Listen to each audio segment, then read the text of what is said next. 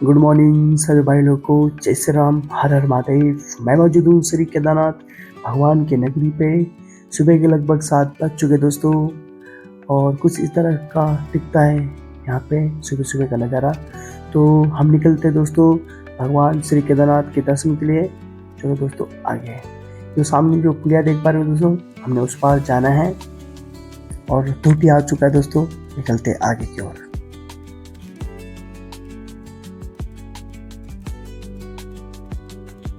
Finally हम पुल के पास पहुंच चुके हैं। हमने जाना उस पार और इसी पुल क्रॉस करेंगे। यहाँ से हम लोग लेफ्ट हो जाएंगे।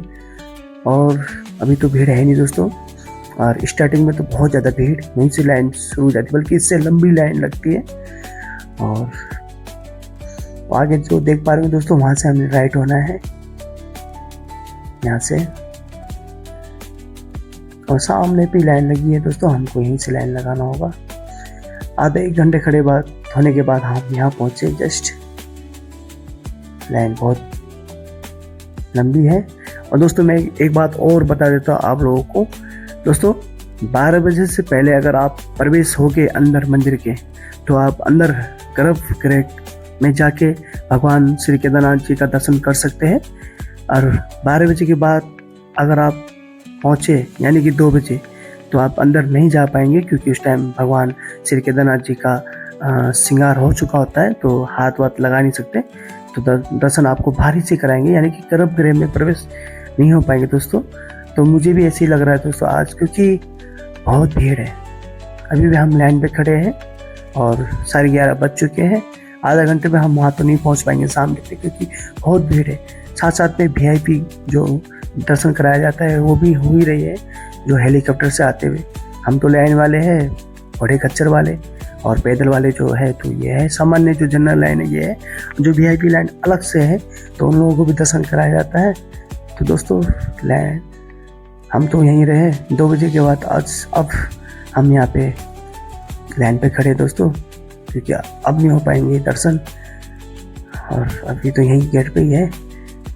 और 2 बजे बाद हम यहाँ पे लाइन पे लगे हुए हैं। फाइनली दर्शन तो हो गए दोस्तों। अफसोस इस बात की है कि दोस्तों मैं अंदर गर्भगृह पे प्रवेश नहीं कर पाया। तो कोई नहीं, भगवान आज नहीं कराएंगे तो कल तो करके जाऊंगा, क्योंकि चाहे भले रुकना पड़े।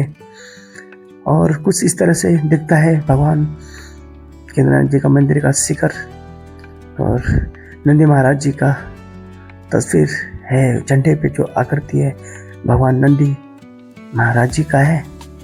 तो कुछ इस तरह से श्री केदारनाथ भगवान का मंदिर दिखता है।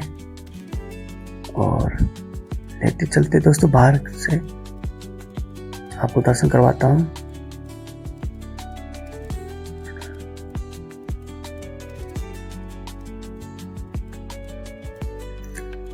कुछ इस तरह से दिखता है भगवान श्री केदारनाथ का बाहर से जो है। ये सामने में एक छोटा सा मंदिर भी है दोस्तों, भगवान भोलेनाथ का ही। कुछ इस तरह से दिखता है जो भगवान भोलेनाथ का जो नीम है नीचे का।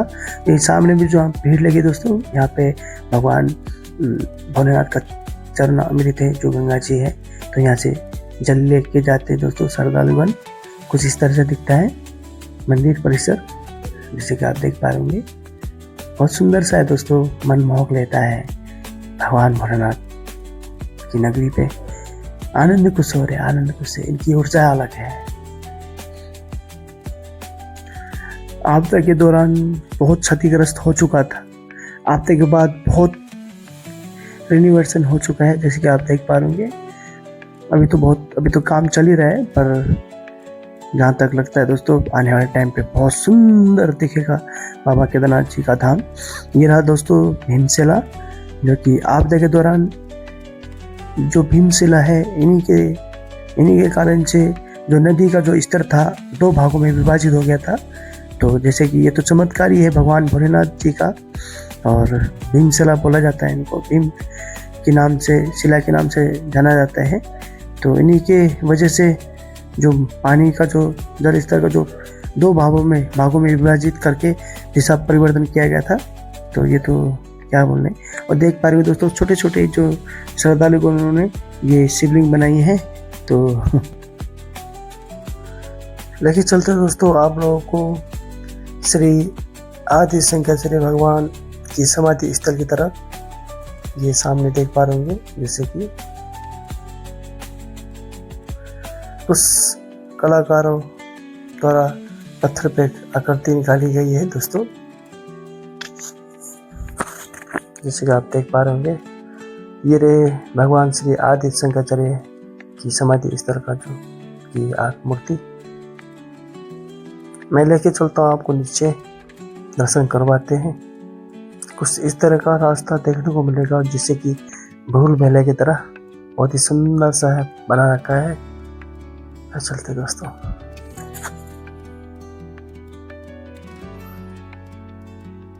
जय श्री आदि शंकराचार्य भगवान की जय। कुछ इस तरह से विराजमान है यहाँ पे।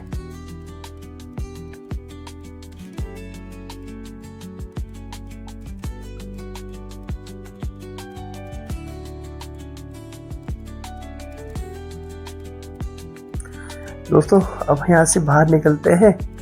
आने का रास्ता दूसरा है और हमको यहाँ से बाहर निकलने का रास्ता दूसरा है। तो दोस्तों अब यहाँ से हम निकलते बाहर।